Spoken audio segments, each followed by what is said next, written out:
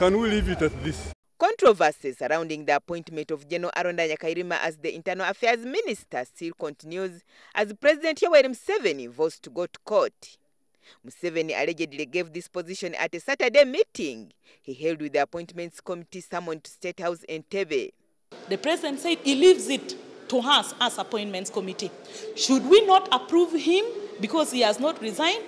He will go to court because he knows there is no law that bars him from serving as a minister while still also holding while still also being a member of the UPDF. The Parliamentary Appointments Committee had unanimously agreed to hold Nyakairima's approval until he resigns from the army as a serving officer as laid down in the Constitution. But Museveni, who has had 2 meetings with some MPs on the committee, says there is no law that bars serving army officers from being appointed as ministers. Since he has been serving as an active soldier, a military person, he is not going for elections anywhere. So I think he can be eligible.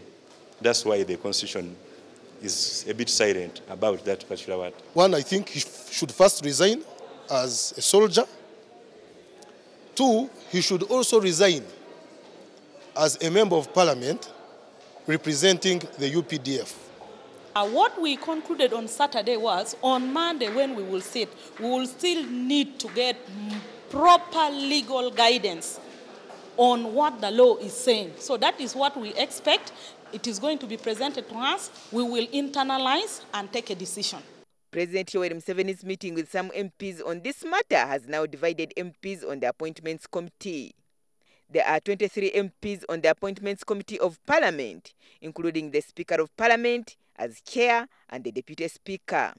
Those who belong to the ruling NRM party are Mathias Kasamba, Patrick Nakabale, Theopista Sentongo, Milton Muuma, David Ochwa, and Stephen Kasaija. Others from the NRM party are Peter Simon Alepa, Hudu Katramo, LOWILA OKETAYOT, Victoria Rusoke, Otuke Kasirifu, and Paula Tuyahikayo. The chairperson of the committee, the Speaker of Parliament, Rebecca Kadaga, and her deputy, Jacob Olanya, are also members of the NRM party, but they are expected to be impartial in their judgment. The leader of opposition in Parliament, Nathan Nandala Mafabi, and Betty Ochan, both FDC party members, also sit on the committee. The committee further comprises 3 independent MPs, Mathias Mpuga, Otada Amot, and Rosemary Nyakikongoro. The UPC is represented by Betty Among and DP by SSEBULIBA MUTUMBA. While NRM MPs are now ready to support Aronda's appointment to the Internal Affairs docket, opposition MPs on the committee have vowed to contest the decision in court. There are so many ways to go about it. We shall go to even to court, because this is the beginning of the desecration of the Constitution, and even to create an image of Parliament that it is unreliable. Under the Constitution of Uganda, army is supposed to be non-partisan. That's number 1.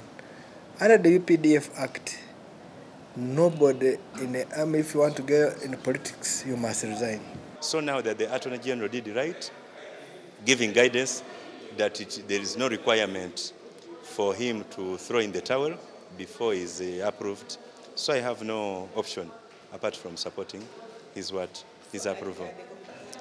I've looked through the Constitution and the law is almost silent about it. There is no provision in the Constitution that says that you cannot appoint somebody, that you cannot appoint somebody who is a serving army officer. It's not there in the law.